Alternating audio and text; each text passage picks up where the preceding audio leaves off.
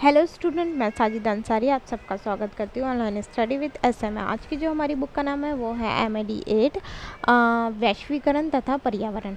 आज का जो हमारा टॉपिक है वो ये है प्राकृतिक आपदाएं क्या होती है। ठीक है, आज हम प्राकृतिक आपदाओं के बारे में जानेंगे। आइए देखते हैं।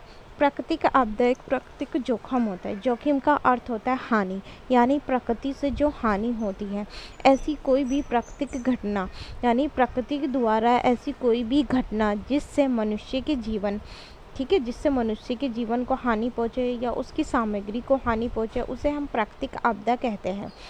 मानव के जीवन को हानि पहुँचाना स्वास्थ्य तथा स्वास्थ्य सेवाओं को इतना अधिक बिगाड़ देती है कि उन्हें इस समस्या से निपटने के लिए क्षेत्र के बाहर से असाधारण सहायता लेना आवश्यक हो जाता है। कहने का मतलब यह है कि मानव के जीवन को इतना ज़्यादा यह हानि पहुंचाती है, उसके स्वास्थ्य तो स्वास्थ्य सेवाओं को इतना अधिक बिगाड़ देती है कि स्वयं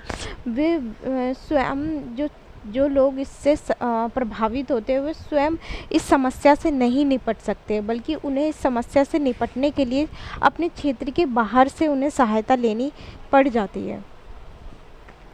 प्राकृतिक आपदाएं बहुत बड़ी संख्या में जीवन को बुरी तरीके से प्रभावित करती है। ठीक है, प्राकृतिक आपदाएं जो होती है कुछ 2-4 लोगों को प्रभावित नहीं करती है, बहुत बड़ी संख्या में लोगों को प्रभावित करती है और उनके जीवन को बुरी तरीके से प्रभावित कर देती है। ठीक है, उन्हें सामाजिक आर्थिक रूप से हर तरीके से प्रभावित करती है। तो उन्हें उनके धन संपत्ति सुख सुविधाएं आर्थिक रूप से बहुत ज़्यादा वो लोग प्रभावित होते हैं और बुनियादी सुविधाएं तथा संपत्ति को काफ़ी नुकसान पहुंचाती है। ठीक है, उनकी जो भी बुनियादी सुविधाएं होती है, उनकी जो भी धन संपत्ति होती है, उन्हें बुरी तरीके से नुकसान पहुंचाती है। विकासशील देशों में तैयारी की कमी के कारण, ठीक है, विकासशील देशों में क्या होता है, तैयारी नहीं की जाती किसी भी घटना की, कोई भी घटना हो सकती है वो, ठीक है, और उन्हें उसकी तैयारी नहीं होती है, तैयारी की कमी के कारण होता है।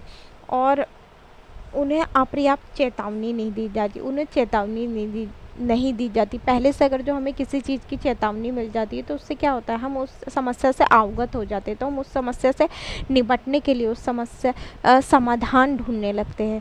तो वहाँ ऐसा होता है कि उन्हें चेतावनी नहीं दी जाती है पहले से उस चीज़ के बारे में। चेतावनी प्रणाली का अभाव होता है और विपत्ति स्थान पर तुरंत पहुंचने के लिए सुविधाओं की कमी के कारण इसका और अधिक कुप्रभाव देखने को मिलता है। और जहां पर ये घटना घटी होती है, जहां पर ये विपत्ति आई होती है, उस पर तुरंत पहुंचने की कोई सुविधा नहीं होती है। ठीक है, इसके कारण क्या होता है, वो जो उसका जो प्रभाव होता है ना और अधिक बढ़ जाता है, बहुत अधिक प्रभाव देखने को मिलता है हमें। विश्वव्यापी स्तर पर एशिया में प्राकृतिक आपदाओं की संभावनाएं ज़्यादा बनी रहती है। ठीक है, अगर हम पूरे विश्व के स्तर पर देखें तो एशिया में प्राकृतिक आपदाओं की ज़्यादा संभावना बनी रहती है। ये बताया गया है कि यूरोप और ऑस्ट्रेलिया में प्रत्येक के लिए एक, लैटिन अमेरिकी और अफ्रीकी में 10 तथा एशिया में 15 बड़ी प्राकृतिक विपत्तियां हैं। ठीक है, लैटिन अमेरिका और अफ्रीका में 10 तथा एशिया में 15 बड़ी प्राकृतिक विपत्तियां हैं। CRED विश्व आपदा रिपोर्ट के अनुसार, ठीक है, विश्व आपदा रिपोर्ट का क्या कहना है कि आपदा से प्रभावित आंकड़ों का पता, आपदा से जो प्रभावित आंकड़ों का जो हमें सही पता कैसे चलता है, विपत्ति की किस्म, यानी जो विपत्ति है वो किस किस्म की है, भूकंप है, भूस्खलन है, किस किस्म का वहाँ पर प्राकृतिक आपदा आई है, विपत्ति किस किस्म की हुई है, और तैयारी की जो मात्रा है वो किस प्रकार की गई, मतलब तैयारी की जो प्रक्रिया है, तैयारी की जो मात्रा अच्छी तरीके से तैयारी की गई या कम तरीके से तैयारी की गई है, तैयारी कैसे की गई है, कहने का मतलब ये है। और जनसंख्या के घनत्व, वहाँ पर कितनी जनसंख्या निवास करती थी, उससे हमें इन आंकड़ों का पता चलता है, उस बात पर निर्भर करती है, उससे हमें सही आंकड़ों का पता चलता है। उदाहरण के लिए बाढ़ जो है ना बहुत बुरी तरीके से प्रभावित करती है। बाढ़ का जो प्रभाव होता है वो ज़्यादा देखने को मिलता है, परंतु उसकी जो मृत्यु दर की जो संख्या होती है वो कम होती है, जबकि भूकंप में मृत्यु दर की संख्या ज़्यादा होती है और उसका जो प्रभाव होता है वो कम होता है अपेक्षाकृत बाढ़ से। प्राकृतिक आपदाएं दो प्रकार की होती है, ठीक है। एक तो प्राकृतिक आपदा होती है, एक मानव निर्मित आपदा होती है जो मानव द्वारा निर्मित होती है, ठीक है। प्राकृतिक आपदा जैसे आग लगना। प्राकृतिक आपदाओं में भूकंप, ज्वालामुखी, भूस्खलन, बाढ़, सूखा, वनों में आग लगना, शीतलहर, समुद्री तूफान, ताप लहर, सुनामी, आकाशीय बिजली का गिरना, बादलों का फटना आदि को शामिल किया जाता है।